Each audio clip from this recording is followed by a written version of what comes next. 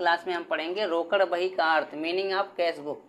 ठीक है, रोकड़ बही होता क्या है? तो सिंपल शब्दों में कहें कि रोकड़ से संबंधित जितने भी ट्रांजैक्शन होते हैं, लेन देन होते हैं, उसका लेखा जिस बही में किया जाता है उसे क्या कहते हैं? रोकड़ पुस्तक कहते हैं। उसे जो है रोकड़ बही कहा जाता है या कैश बुक कहा जाता है। अब देखो, व्यवसाय में होने वाले नगद लेन देन हो, ठीक है, जितने भी नगद में कैश में लेन देन होते हैं, ट्रांजैक्शन होते हैं, उसका लेखा जिस बही में तिथिवार मतलब डेट वाइज किया जाता है उसे रोकड़ बही कहते हैं। ठीक है, उसे क्या कहते हैं? रोकड़ बही या कैश बुक कहते हैं। अब रोकड़ बही के डेबिट पक्ष में रोकड़ प्राप्ति और क्रेडिट पक्ष में भुगतान की प्रविष्टि की जाती है। रोकड़ बही के कितने साइड होते हैं? 2 साइड होते हैं, एक होता है डेबिट साइड और एक होता है क्रेडिट साइड। अब जितने भी रोकड़ प्राप्ति होती है उसका एंट्री किया जाता है डेबिट साइड में। रोकड़ में जितनी भी प्राप्ति होती है उसका लेखा डेबिट साइड में किया जाता है, और उसके बाद में क्रेडिट साइड में जितने भी रोकड़ का भुगतान किया जाता है उसका एंट्री कहाँ किया जाता है? क्रेडिट साइड में किया जाता है। ठीक, रोकड़ बही है वो क्या है? एक वास्तविक खाता है। देखो, इस बही का हमेशा जो है नाम शेष अर्थात डेबिट बैलेंस होता है। रोकड़ बही का हमेशा क्या होता है? डेबिट बैलेंस होता है। अब परिभाषा की बात करते हैं एंड्रू मुनरो के अनुसार। एंड्रू मुनरो ने क्या कहा है? रोकड़ बही वह बही है, ठीक है, रोकड़ बही क्या है? वह बही है जिसमें सिक्के, नोट हो गया, चेक हो गया, पोस्टल ऑर्डर, बैंक ड्राफ्ट आदि के रूप में प्राप्त रकम या भुगतान की गई रकम का लेखा किया जाता है।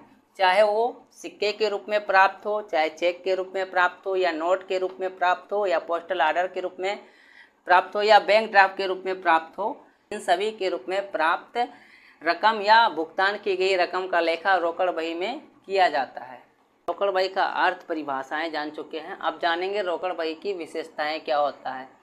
देखो, पहला हो जाएगा रोकड़ बही में केवल नगद लेन देनों का तिथिवार लेखा किया जाता है। ठीक है, इसमें जितने भी कैश में ट्रांजैक्शन होते हैं उन्हीं का लेखा किया जाएगा।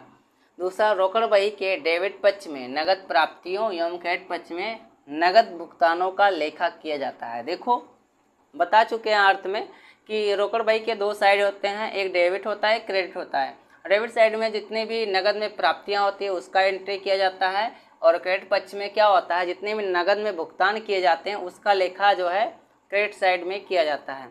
तीसरा हो जाएगा, यह बही जो है लेन देन के एक पक्ष नगद तथा बैंक से संबंधित पक्ष का लेखा करती है। ठीक है, एक पक्ष नगद हो गया और उसके बाद बैंक से संबंधित जितने भी पक्ष हैं उसका लेखा करती है। चौथा हो जाएगा, यह बही एक ही समय में, ठीक है, यह बही जो है एक ही समय में रोजनामचा और खाता बही दोनों का काम करती है। ठीक है, रोजनामचा अर्थात जर्नल का और लेजर दोनों का काम जो है ये रोकड़ बही एक ही समय में करती है। रोकड़ बही का हमेशा जो है डेबिट शेष होता है। ठीक है, रोकड़ बही का जो है हमेशा क्या होता है? डेबिट बैलेंस होता है, याद रखिएगा आप लोग। पांचवा हो जाएगा, रोकड़ बही खोलने पर रोकड़ खाता नहीं खोला जाता है। जब रोकड़ बही खोलते हैं तब रोकड़ खाता नहीं खोला जाता, या तो रोकड़ खाता खोलिए या तो रोकड़ बही खोलते हैं। रोकड़ बही से रोकड़ खाता का काम लिया जा सकता है। ठीक है, रोकड़ बही से रोकड़ खाता का काम ले सकते हैं। 6 नंबर हो जाएगा, व्यवहार में रोकड़ बही जो है रोकड़ खाता कैश अकाउंट का एक विकल्प होता है।